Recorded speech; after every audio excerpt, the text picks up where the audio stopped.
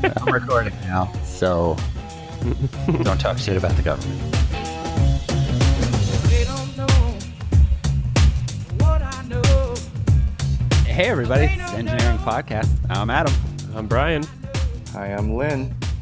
We got guests. Guests again. Woot Guest.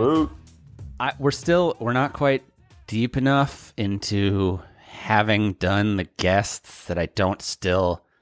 Like, I feel novelty myself, and so I feel like I need to put it in the intro, although I feel like the listener at this point is just like, yeah, we get it. You've had some guests. You do guests. What? There's a guest? So that third voice this week is an old friend of ours, Lin Qiu. Well, we've been working together on projects for like 13, 14 years or something, if you count college. Yeah, that's right. Because we met in a Final Cut editing session. Do you remember this? Yeah, I forgot about that. That's right, yeah. I was going to say aesthetics class, but... Yeah, because I think I was editing, I was like doing hotkeys on the left side of the keyboard, and you were using the mouse. It was like, it was so cute. It was like it was Kismet, yeah. Which, as an aside, the fact of aesthetics is funny, right? Because I say that now, it's like Instagram has hijacked the term aesthetics for like meathead bro bodybuilders. Right. We met in a philosophy class about what is art. What is and we happen to end up working on this other art project together. But we're here today to talk about startup stuff, largely because of where we went from there, which was to continue working on video projects together over the years, which turned into software projects, which eventually ended up with us running our own essentially software company for a few years. And we thought it would be cool to get you on here to tell me what I screwed up as the CEO of Assorted Ventures. So we've been talking for a little bit, right? Warming up. I was thinking about this. So this is something that like my current company, we actually do is the president, he calls customers, and it's people who have purchased, right? And I work for business travel. So they call them, and he asks the customer to give him a pitch on what they think the business does. And so the interesting thing was, he was just like, no matter what you think your business does, if what your customers think your business, that's what you do. So with that, Kirk, what is your pitch for Therapy Link? Therapy Link is a... To put you on the spot, I'm so sorry. Yeah, let's do it. Let's do it. So just for the listener to understand what Therapy Link was to us, the last big project we worked on was for a year trying to launch something called Therapy Link. The way that I tend to describe Therapy Link these days was that it was a practice management client for therapists that included a large component of video chat access for their clients. But then our secret side idea was if we could get therapists to use that service, we could use the video access to drive the cost of therapy down so that your average person had greater access to mental health services. That was way less diabolical than the setup you just gave it. Right? I was not expecting social good from your secret side agenda. That's funny. Every time actually when people ask me what Therapy Link is, and I'll give them my pitch, I always said it was the Uber of therapy, like therapy, right? Like that's like when you wanted to talk to a therapist, and when they actually have apps like that, you chat. There's no video chat. It's just like text, right? That's what we wanted to do, and there's like people who do it now, and I think just for us, it wasn't the right people or the right time. Yeah. But also part of it was chasing that sort of unicorn idea of like what's success as a startup. It's solve an Uber-sized problem. But it was a legit slot to do that. Like, people don't have enough access to mental health professionals.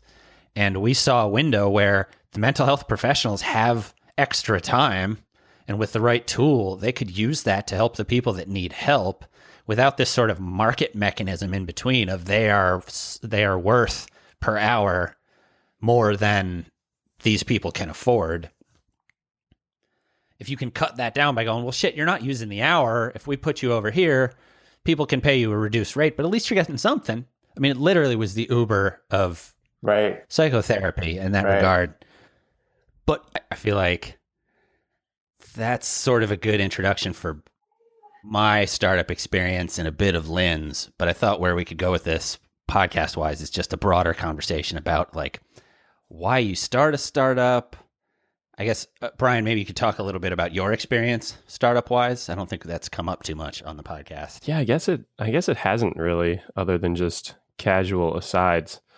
I mean, I've been doing kind of my own gig for 8 or 9 years now. I've worked basically in software for 7 or 8 years, 8 or 9 years, maybe 10 years. Well, so straight out of college, I went to film school for a year. The way I tend to say it these days is I think Lin and I hit film school at just the time when the academic institution didn't know what to do with the fact that everyone that was coming to school now had had a digital camera since they were like 10. And so so like a lot of people from my class ended up kind of getting internships or something and peeling off and never finishing the curriculum in that space. So my version was, well, I'm just going to go start a production company. Like, I have a digital camera. I bet I can trick people into paying me to make stuff for them. I'm just going to go do that. Right. Good verb choice. So you finished school with a engineering degree and you went to work for a large company that manufactured consumer goods. Let's say that. Sporting goods. And you did that with sticks. You did that for sporting goods. That metal, actually, when it comes to artificial metal goods, sticks is what we made. Well, the specifics of that job aren't important beyond the fact of manufacturing. You did that for how many years? I did that for 3 years. And then you said, peace, I'm going to start my own company to solve a problem that I recognized while I was working as an engineer. True, kind of. I did have some business ideas, but a big driver of leaving was it was miserable. I didn't like going to the same spot every day, and I didn't even really work in a cubicle. I had like a robotics laboratory I worked in. It was awesome, but there's just this institution around big businesses that was just awful. Like, they didn't give me vacation. The next scheduled amount of vacation I would receive was after 5 years of dedicated service. I would receive 5 more days off. I couldn't get raises. Raises were split evenly across the whole population so that no one got upset. It's like, what the hell is this? This is ridiculous. What's my motivation? Like, what I'm kind of chasing here is like, what's that? What makes you start a startup? Or I don't know. So I had my dad had a good friend of my dad's was like, when I was telling him I was like, I really want to get into the film industry. He was like, look, do you really want to work under someone for like 20 years and wait for them to like retire so you can take over? Or do you want to just go and like start your own path? Right. Like, like how many directors are there that we know? Like, especially, I mean, I'm Chinese, right? Like, how many Asian directors are there? There's like 2 or 3 in like the US film market. Right. Mm-hmm.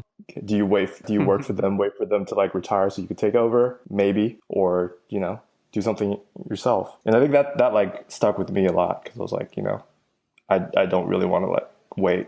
I think that's gotta that feels like it's probably the real motivation.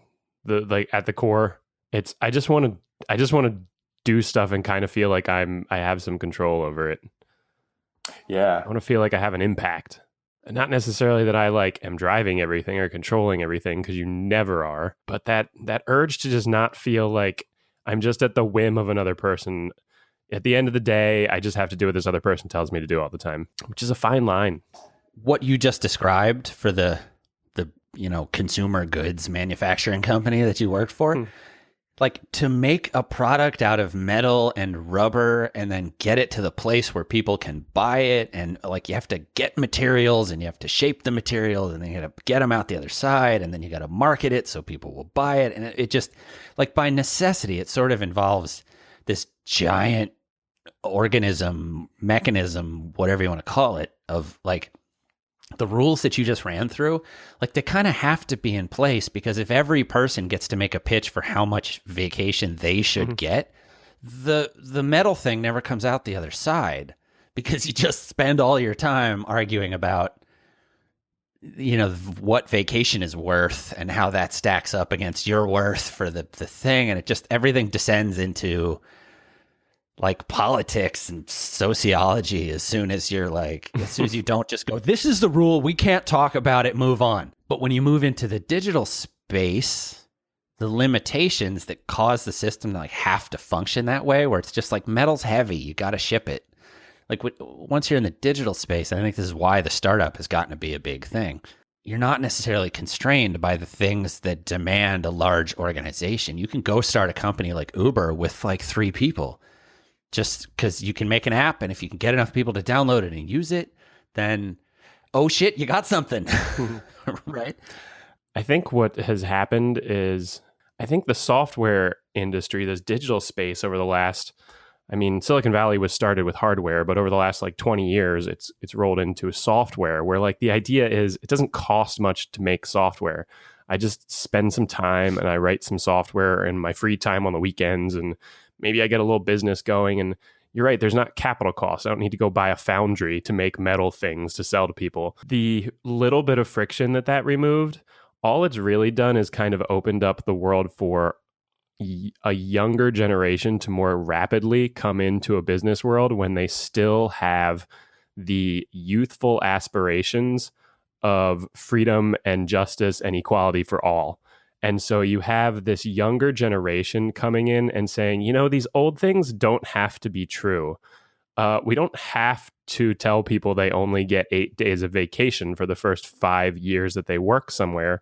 We're just going to let people do what they want and see what happens. When we keep talking about this, I remember like at 27, having graduated CalArts, and talking to my parents, like, I don't, I want to do something, right? Like, I want to get a real job. Part of it is like I want to be in the industry and like be tied down, but then but I kind of don't want to go down that route. And at the same time, like if I don't do that and I do something on my own, I'm dependent on my parents for like financial support, right? So it's like there's this guilt that I have of like how am I gonna like pay this back? And I just remember my parents, I remember my mom was just like, don't feel guilty, like you have this privilege and opportunity to go and fail. It took me a long time to like go and read Lean Startup, but like that's the first thing they talk about, right? Like fail fast. And I feel like there's kind of this like divide. When I came out of college, I thought I knew everything. Like I don't know shit, right? But that's kind of what I liked about the startup space, because it's like basically for, an industrialized process, we know how it works. But for like sort of these new ventures, we don't really know what would take, right? So let's like get these young creative people to throw shit at the wall and see what sticks. And that when that thing sticks, then let's go ahead and like try to figure out how to scale. But then like when you scale, like you don't necessarily have the same people who go, because there's different skill sets, right? And that's kind of what, like, I think for me, at least, startup, that's what attracts me, because you get to live in this sort of amorphous space where, you can just, where it actually is good that maybe you don't know what the right way to do this is, because, maybe there's a better way out there. Yeah, you're an explorer. The old established ways are probably not necessarily correct for all of your problems. I think the startup space, when you're fresh out of school or fresh off your like first couple years in the workforce, is really exciting because it's a little more similar to academia. Like if you go when you go to college, you're put into a position where you are extremely challenged. The level going from high school to college is a wild difference, and all of a sudden you are just taxed in every possible way, socially and academically, like physically, mentally. And then you go and get like a traditional successful corporate job, and there are certainly exceptions here, but I think the vast majority of people would say, well, all of a sudden I didn't have to fucking do anything anymore. I went to my job, I could kind of screw around most of the day. And even if your job was hard, like there's no homework. There's no homework. Generally. There's no like sense of responsibility, kind of because there is no homework, right? It's like no one's checking on me. I'm not getting tests. And like my first job was fantastic. I really enjoyed it. I built robots for a living. They paid me to hang out in a robotics lab, and which is like a dream. And sometimes I think about that. I'm like, it was such a fun job. I learned so much. I liked my coworkers. I liked the company. But it just didn't really challenge me. It was really simple. And I felt like days that I would goof off and not get anything done didn't seem to matter. Everyone still was like, you're a great employee. You're doing a great job. You're working so hard. And it's like, but I'm not sometimes. And it doesn't matter. Nothing matters here, which was such a weird feeling, that sense of not mattering. Who cares if I brought down the marginal cost on a consumer sporting good? Like, who cares? It's just not exciting or interesting or helpful. So I just had to get out of there. To what you're saying about that youthful thing, right? Like I think we've all, I guess it's worth noting for anyone that this hasn't become clear. Like we're all the same age. We're all sort of at the same point in life. The same degree of cynicism has sort of started to we're right in the middle. We're hitting the age where the world starts to chip away at that sort of like bright, idea of like, this is how it could be. Let's try crazy shit. But we're the first generation to grow up in that wave of people that I think we got to think that way, and in what I think you would almost call it, in a fucking disservice, that you would almost call childish. Like we were allowed to think in that way for longer than any generation ever has. And it's changed the way that we approach everything, even our cynicism. Totally. And so we're still of a group of people, and this is where the startup ecosystem comes from, I think, that get to, like, we don't have to drop that sort of youthful optimism, right? Like, I don't continue to feel cynical about what technology can do for the world or what companies can do for the world or the fact that so many cool problems are solvable. I feel more cynical about my ability to like wrangle a bunch of people to make that happen because I've been herding cats for so many years that it's just like, well, if you're going to you need an organization of this size to achieve a certain thing. That organization is going to be of a certain complexity. That complexity is going to mean that we have to have 120 people. And that many people is going to mean that 20% of my time at least is going to be just politics. And okay, fine. That's, how it is. And I think it relates to what you were saying, Lin, about like at some point there's a reason they hire the boring, frumpy CEO that has experience from Hewlett Packard. Like, because it's just part of it is just you got to steer a really big ship. My experience of like having been at startups and then having been at like bigger startups that are on like the growth scale, like there's definitely two sets of skills. That one is like trying to figure out what's going to stick on the wall and like the ability to like not crumble when you're just throwing shit at the wall, seeing what sticks. And then the other side that's like, okay, now that we know, like, how do we get this to scale and like to make it grow, right? But actually, so Jones, I'm curious. So going back to what you were saying, like, all these days getting up, waking up, and then sort of making it like every day was melding together. What then was the impetus for you to be like, you know what, I have this idea, I'm going to go do it. And then also what made you go and do it? Those are good. Those are really good questions. One was, I just remember I emailed these two other people who were kind of running a startup that was similar to something that I was thinking about doing. I was like, hey, how'd you get started? What'd you do? How'd you make the transition from your job? And I don't remember this being particularly impactful at the time, but their response was just, hey, man, there's no transition. Just do it. Just quit your job. It's stupid. and I was like, I don't think I took it to heart like immediately, but that was the first thing I just thought of when you asked me that question.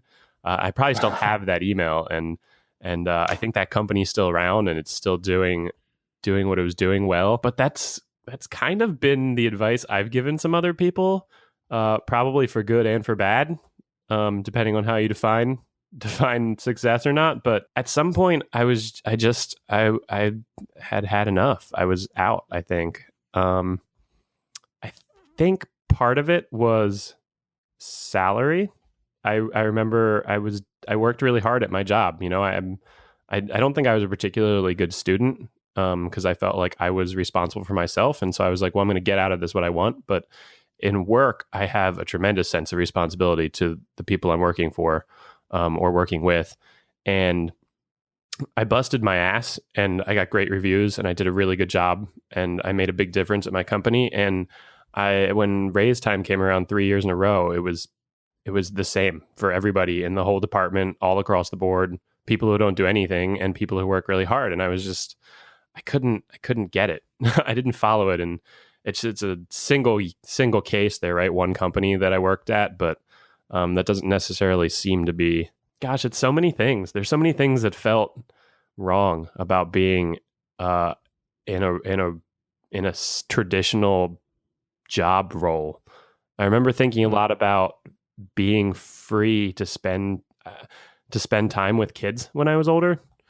And I've never even been one to like sit and fantasize about children. It's not something I think about very often, but in my job, I was thinking, how would I ever spend time with my children if I'm locked in this room from 8 a.m. to 5 p.m. every day? Like, I won't be able to do anything.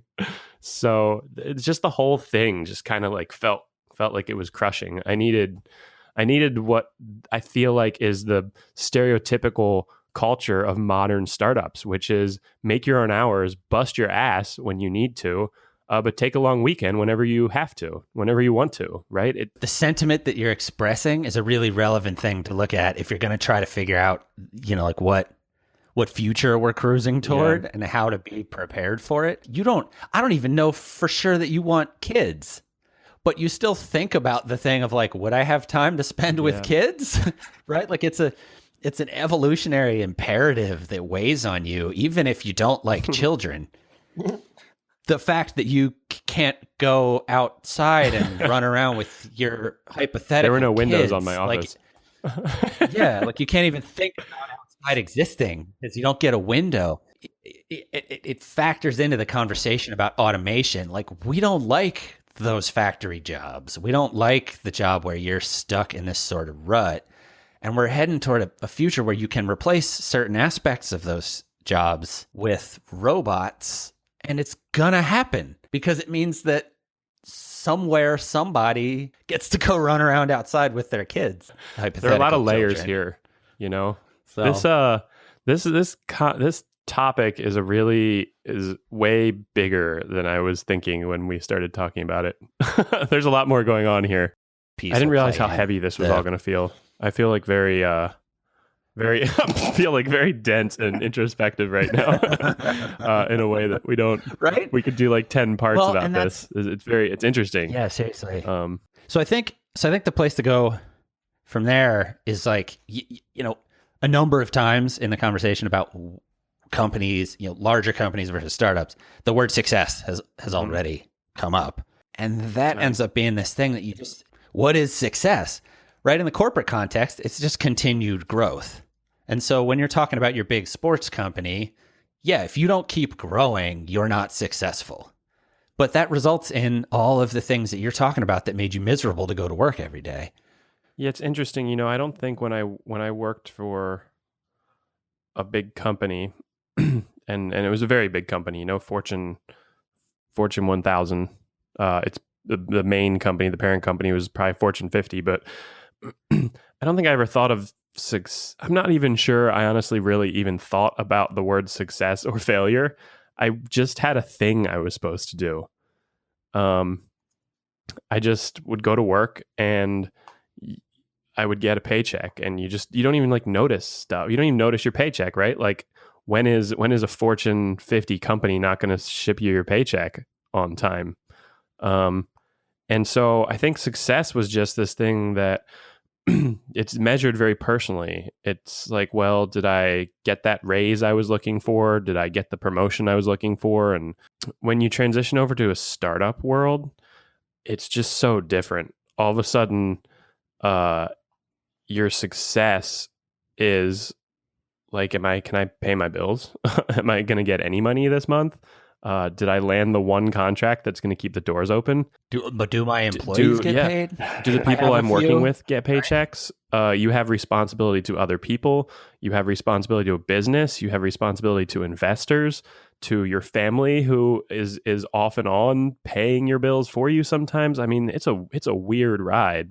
Especially a very small, fresh startup, and especially when you're new to it. And I think this was something I thought about a ton, right? Like, what the hell am I doing?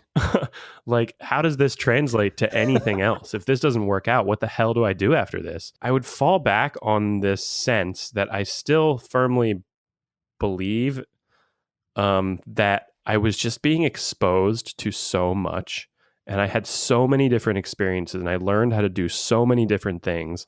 And my ability to be dropped into any situation and be useful and functional and productive is off the charts. Whereas my old job, I was very good at a very, very specific thing, but I could not do anything else. Had you dropped me into a sales job when I was 22 years old, I would have failed absolutely miserably. I could go do a sales job okay now. In the context of like how I was kind of raised to think about a career, I'm not sure that's a good thing, right? Like, who cares if you can do a little sales? Aren't you an engineer? But in the context of living a full life and having an interesting and and creative career, like, I'm really happy about that. It's made me a better person. I'm more interesting. I'm more interactive. And you're doing a weird nerd podcast, right? Like my thing is, say you never grow past a point, right? Like you were talking about salaries, you were talking about raise time comes around. Is it worth it? And I think this is the startup question that a lot of people, this gets into that territory of like, fuck it, I'm going to go do my own thing with startups. If you could go work at a company where every day doesn't feel that way because culturally things are different, but you're never going to grow past a point internally in terms of what you do at that company, like, is that success? Like, how much is just the idea of success tied to continued growth? And is that a disservice? That got deep again. God damn it. I mean, this all, gosh, this. Where's the stoke? Where's the stoke in this? I feel like we've bummed everyone out. Yeah, it's not bummed out. We're just, like all of this stuff is just much more impactful. We're asking what is success, where I think we're all at a point where, had you asked me at 25, I'd be like, I'm going to sell this company and I'm going to sell it for hundreds of millions of dollars.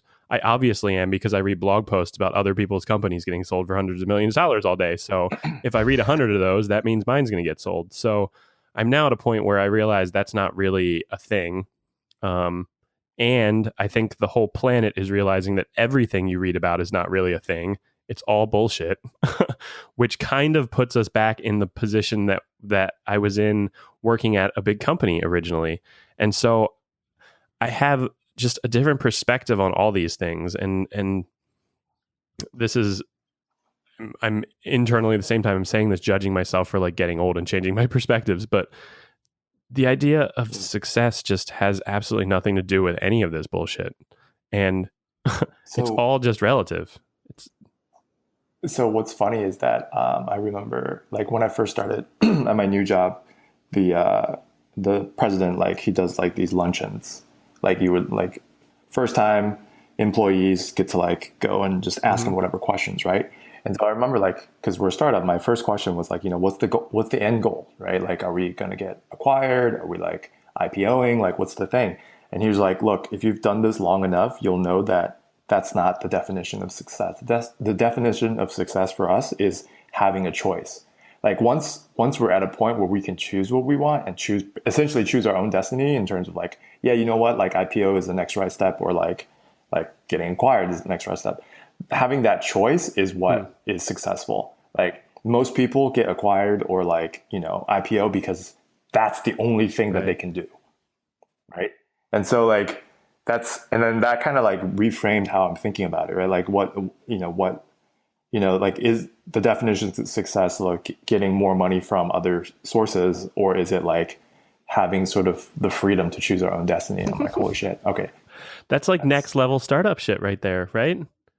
Yeah. I mean, we're a whole generation past now where we all got into this space, and it's a space that's very reflective or reflexive or introspective or something, right? Like it's constantly analyzing itself, and that's what drives everyone, right? It's that freedom. It's the adventure. It's a thrill. There's a thrill to it, but there's also just like a freedom. It's the freedom to choose. I choose to go work for this other company now. I choose to take this direction with the business I'm at. I choose to, hey, I don't like being an engineer anymore. Can I work in marketing? I don't like being sales. Do you mind if I pick up some programming and move around?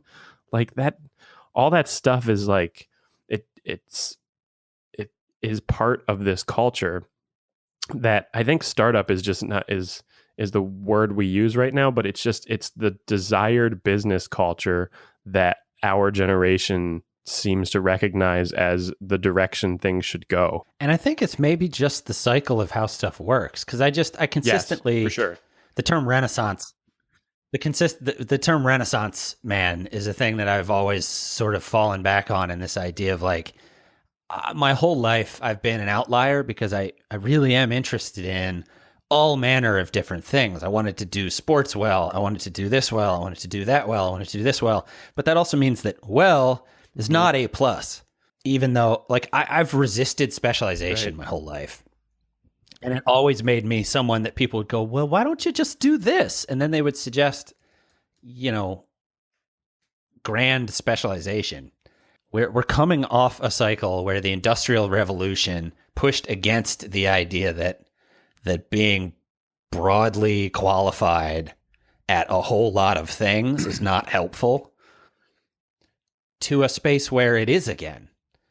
And so you're right. Like we call it startup, and you see these companies and some of them are successful, but the ones that scale successfully mostly have an ethos at the top that is something to the effect of move fast and break things, which is Facebook's like mantra, at least as far as they say in the, in press. It's an important point to make.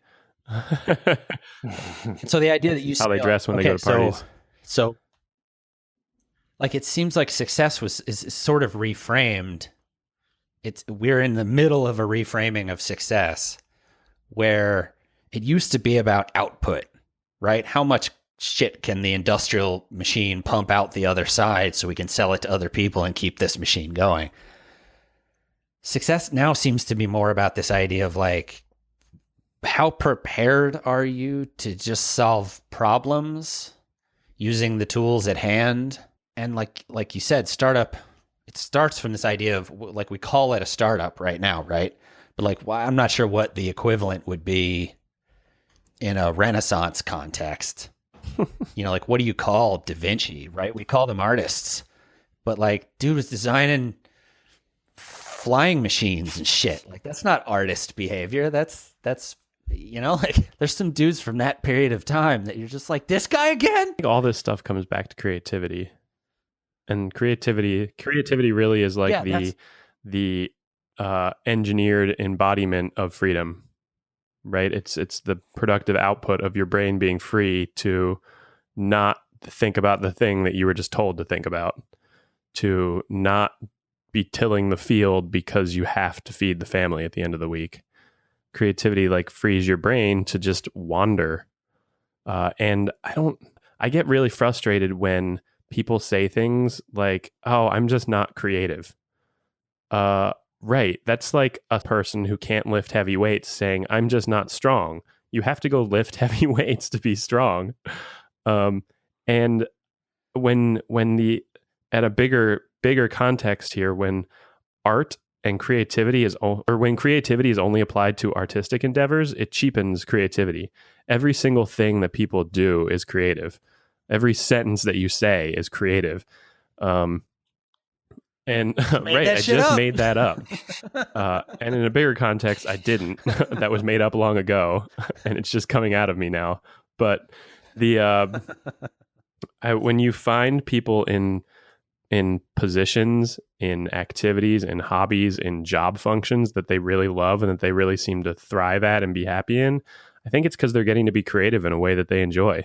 You know, like I'm not a salesperson. I'm generally pretty miserable when I'm on the phone, in general, especially when I'm trying to get someone to buy something from me. But I work with some really great salespeople. They're really sharp and friendly and outgoing. They love being at parties. They love meeting new people, and they just thrive in that role. And I can tell they are creative. They love the conversation. They love the creativity around figuring someone out and figuring out their needs and getting them to be your buddy and helping them out. You know, it's just this, there's so much creativity, and gosh, everything I see in the world tells me that creativity is the thing that everyone wants. The ability to be free and think about what they want and think about what makes them, what gives them energy, what energizes them.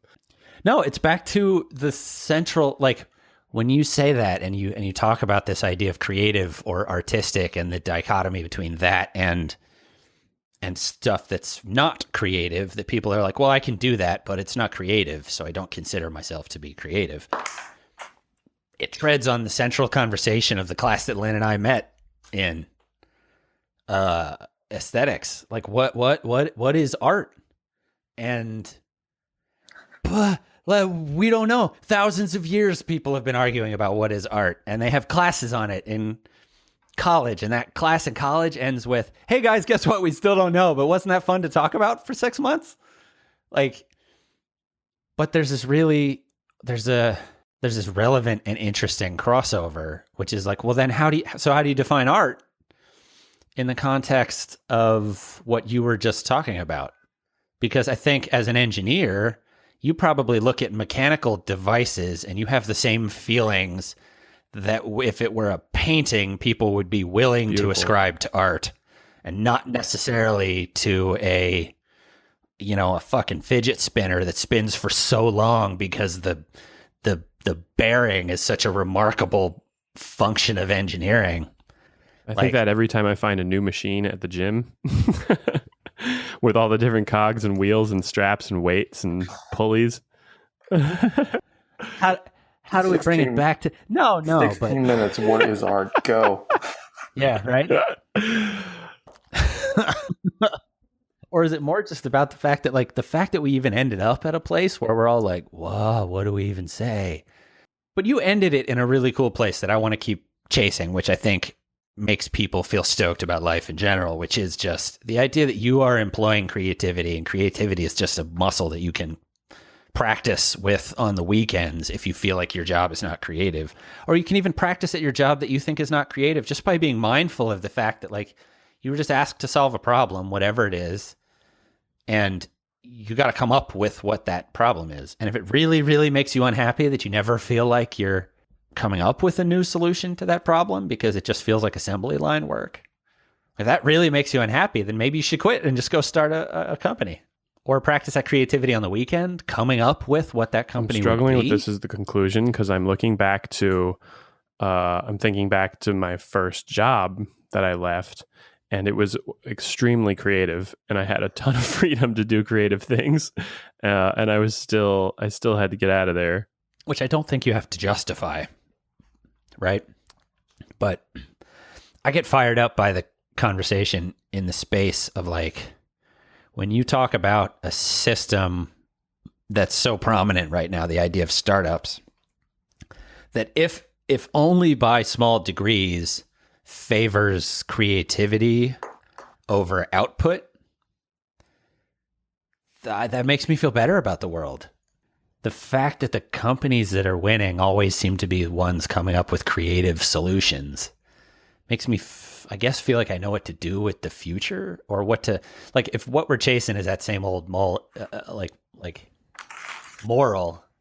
of like, cool. So like, what should I do this weekend to feel good about the fact that robots might take my job? And it's like, go paint a fucking picture. Like, go exercise that part of your brain. That's a really confusing part of, it's like, what do you tell people to practice if they feel anxiety about AI and the stuff that we talk about in our technical episodes versus our like philosophical episodes? Yeah, like this is going to be a series on the philosophy of startups or something. Yeah, I think Modern work. There's like two aspects of like Kerp in my history, which is like there's the sort of the film side, and then our transition to like tech side, right? I thought we were going to talk more about the tech side. So did I. Yeah, but then we kind of, as organic conversations go, ended up somewhere else. It's very organic. It's been extremely organic. Actually, what I really wanted to talk more about was like, because there was kind of like, I really honestly wanted to talk specifically about like that. I feel like I didn't call enough people to make therapy like happen. I didn't sell hard enough. Yeah, that's kind of like, and that will weigh on me forever. Like for me, it was more about like, yeah, like, at what point, like there was a point that I remember that was like, okay, I don't think Therapy Link is going to like continue working out the way it's going to. Right.